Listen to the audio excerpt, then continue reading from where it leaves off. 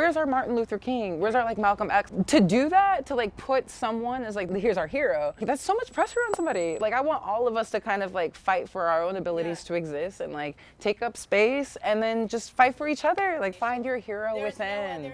I wasn't prepared for what 2020 would end up being. On New Year's, I was like everyone else saying like, this is gonna be my year. What's my next project? What am I doing next? How am I gonna make money next? How am I gonna do this next? And being forced to stay inside it made me realize that like I could take a break. Now I'm just kind of like getting used to being home alone. What I would normally do is fuck around, I'm not gonna lie. What I would normally do is fill this with sex and like people and like just always having like fine people around me, which is lovely. It was fun. Oh my God, it was so fun. For the last like 7 years, I've sent a good morning text. That has been my life, is just like constantly sending a good morning text. I haven't sent a good morning text in 7 months. Dating was such a huge part of how I knew myself. I knew myself as like a partner. And now I say, baby, I got it to me. And I needed that to happen before I could do anything that I'm doing right now. Why? I just love being in service. I've just always been serving and I needed to serve myself this year. I grew up poor, I had a foster home experience. I felt like I was in charge. I just naturally felt like I was responsible. I never was a kid. Like I never ever really got a chance to be a kid and like just to like worry about kid shit. And so once I finally could make money, I started working at 14. I was contributing to my household and I was like, I just always felt like I had to take care. I thought when I was growing up that I needed just money and fame and like a lot of, you know, people around me, a lot of people to know my name. This year, I realized that none of that shit really mattered.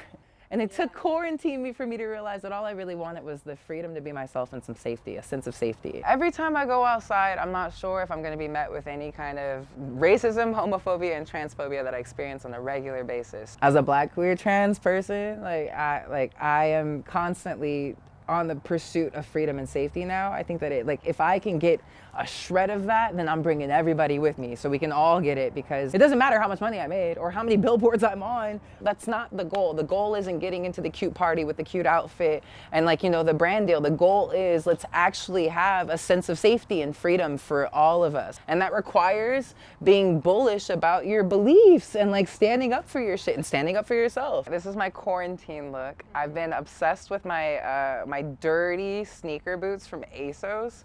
I love them. They make me walk fast. I feel like if I'm moving really fast and like just big, like people kind of stay out of my way. And so I like these big, chunky, dirty sneaker boots. I love a cool sweatsuit. It's also coordinated, so I don't have to like work too hard. But underneath, I always have a thong on, because it's just like, I'm non-binary. Like I like playing with gender. I think it's all fucking funny. I love overalls, and then I love a hoodie. I like being able to hide in them. Like it's just like, I feel so cozy, and if I ever need to, I can put my hood on and then I just feel hidden. Like it's like my security blanket. This is my favorite article of clothing. It is a thrifted, like oversized shirt with a whole bunch of like beautiful Black men's faces illustrated on it. I call it my barbershop shirt. It says braids, blades, and fades on it. It's so amazing. And I just have this as like a little flag in my back pocket, just so you know that I'm Black as fuck. Sometimes when I have a really good outfit, that some of the things that I have to deal with get bypassed, which is really like, that's why I love clothing so much, because it's like, even if people are the most transphobic, homophobic, racist people that I'll ever come across, I will still walk into spaces like that and they'll be like, damn, that's a good suit. And I'm like, I know. People can say a lot of shit about me, but the one thing that they can't say is that I don't look good. So when I was growing up, I always hated how muscular I was. It took away my femininity. Having a lot of muscle and like having an androgynous appearance, I felt like I wasn't allowed to present femininely. But now, as I get closer into my trans identity, honestly, like I love it. I love how masculine I can be, and like how deep my voice is, and that I started to grow a beard. Like I have PCOS, polycystic ovarian syndrome, but you end up having like facial hair. I like my facial hair. I like it. Like I like that I have a beard. Like I can I'll just find myself like stroking my beard, like and talking to people. And so a lot of the things that I thought were really bad and wrong about me, I genuinely, and this isn't on some like kumbaya, like I genuinely like. I love my masculinity and I love my facial hair. If I didn't have those things, I look like everybody else.